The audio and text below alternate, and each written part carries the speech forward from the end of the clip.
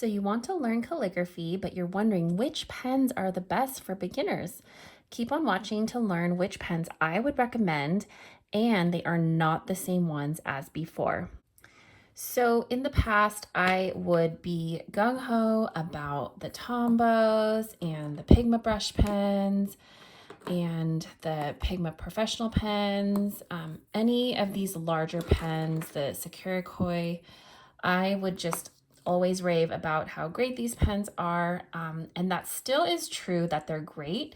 However, what's different is they are not the best for beginners. So I'm here to clarify that these large pens are just too difficult for a beginner to learn calligraphy, get a handle of the key skills that you need.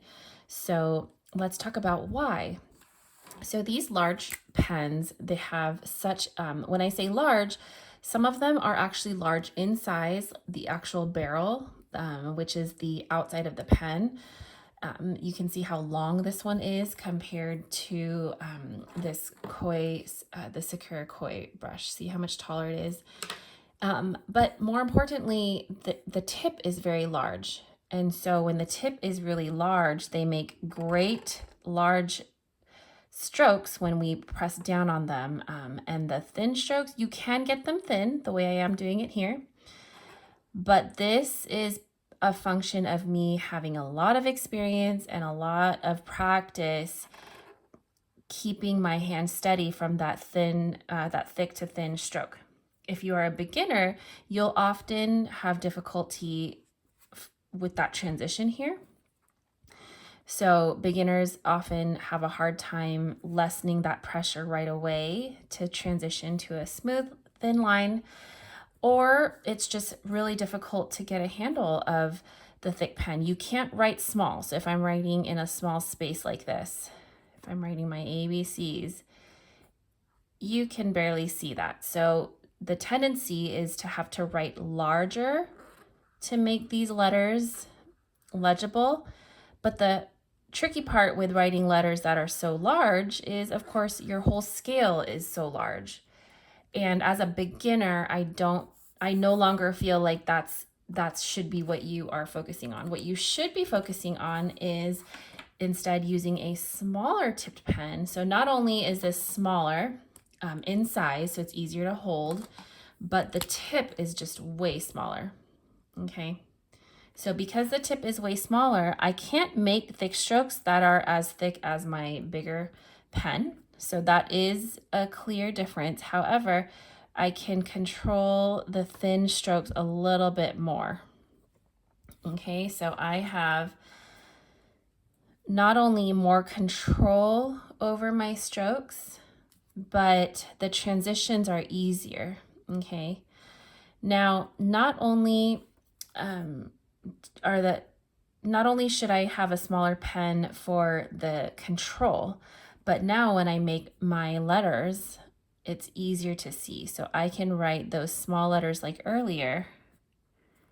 So now I can write on a scale that's for pretty much more normal, I would say, to what A, B, C, D, E, I can't even think when I'm talking, but it's more a regular sized writing.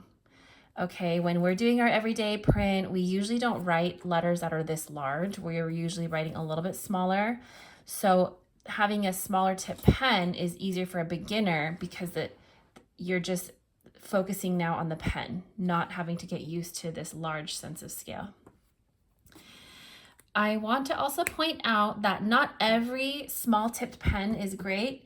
There are pens that have a harder tip. So this one was more of a medium firmness. A pen like this is the Tombow Fudenosuke. This one is great because it's small, but the tip is so sharp, and that's great for if you're looking for that thin stroke. But what it's not great is when you're a beginner and it's really difficult to handle that transition. In another video, we can talk about transitions, but the key to know is that these pens that have a firm tip are not ideal for a beginner, because what ends up happening is sometimes you'll get strokes like this. And it's very much not a smooth transition. And that can be frustrating when you're trying to achieve these smoother transitions that you can see in the pen I used previously. So the pens that have a firmer tip, I would save those for once you've conquered the control of your transitions. Then you can use these firmer tips so you can achieve those really thin lines. But as a beginner, the key is to minimize how much skill you have to build, because if we write on a large scale and we're dealing with a large pen, it makes it so difficult to get used to so many new things. But if we can keep the pen closer to what we're used to, we can write on a scale closer to what we're used to, and the pen is easy to control, you are much more set up for success than if you used a larger brush pen. So I hope that was helpful to understand that a best pen to use is one that is a little bit, that is smaller tipped. Here are some examples. I will link these all below. This is the Pentel Sign Pen, my absolute favorite and probably my go-to, not just as a beginner, but as an experienced calligrapher. The Tombow Fudenosuke, but I would try the softer tip. So these are two examples of the softer tipped. And one way to tell is this one has a black colored barrel and this one is the dual tip, it's gray. The one you want to avoid as a beginner is the one that's more on the navy blue side. That's the hard tip. Then another example is, this one is newer to me, but it's the Le Pen. This one's really fun. It has a small tip as well, and it's on the softer to medium firmness. So this one is a great another great option for beginners. And then we have, oh, that's it. These are the ones that I could grab from my toolbox that are great for beginners. Ones to avoid, save them for when you're more experienced. I still love these pens, but again, as a beginner, I would not recommend the Tombow dual brush as much as I used to recommend it before. The Pigma brush pen, the Koi coloring brush pen, any of these have really large tips.